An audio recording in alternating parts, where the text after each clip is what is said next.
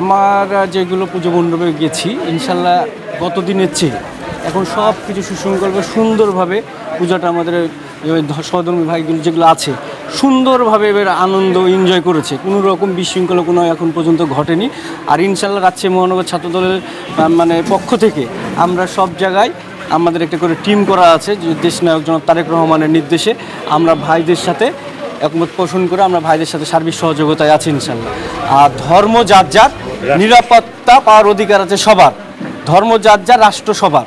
এজন্য আমরা ভাইদের আশেপাশের সাথে সব সময়ের জন্য নিরাপত্তার জন্য আমরা সাথে সাথে কাজ করছি। বিভিন্ন জায়গায় আমাদের ছাত্রদলের পক্ষ থেকে বুথ করা আছে, আর আমরা নিজেরা একটা করে টিম করে নিয়েছি এই সব জায়গাতে যাওয়ার জন্য। ধরুন আমি এক জায়গায় যাচ্ছি, আর একজন ছাত্র তার এক জায়গায় যাচ্ছে, এভাবে প্রত্যেকটা পূজা মণ্ডপে আমাদের ছাত্রদলের পক্ষ থেকে একটা করে ইউনিট কাজ করছে। অনেক সুন্দর, অনেক সুন্দর। বিগত দিনে এরকম পরিবেশ আমরা পাইনি আসে।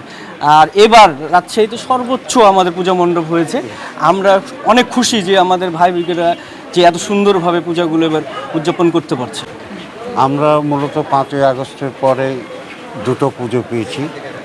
তো এর আগেও ছাত্রদল, যুবদল, মহানগর জাতীয়তাবাদী দল এর পক্ষ থেকে আমরা যথেষ্ট সাহায্য সহযোগিতা পেয়েছি এবং তারা সার্বক্ষণিক আমাদের পাশে ছিল এবং তারা নিজেদের উদ্যোগে তারা একটা কমিটি করে দিয়েছে। তারা সার্বক্ষণিক আমাদের পূজা মণ্ডপ দেখাশোনা করেছেন, পরিদর্শনে আসছেন, যে কোনো ধরনের ইয়ের জন্য তারা আমাদেরকে সাহায্য করেছে। এই জন্য আমি তাদের প্রতি কৃতজ্ঞতা জানাচ্ছি কালাইমারির শ্রী কালীমাতা মন্দিরের পক্ষ থেকে।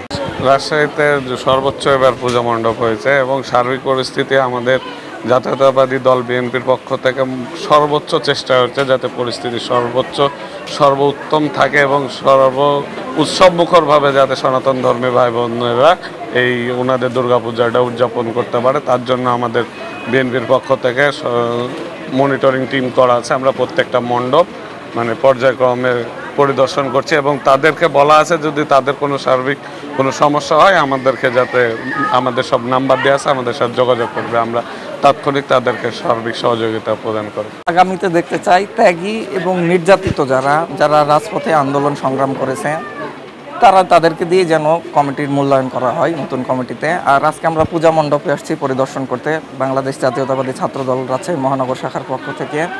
আমরা বিগত দিনে অনেক শুনেছি অসাম্প্রদায়িক বাংলাদেশ গড়ার বিগত স্বৈরাচার সরকার এই বাণীটা দিত।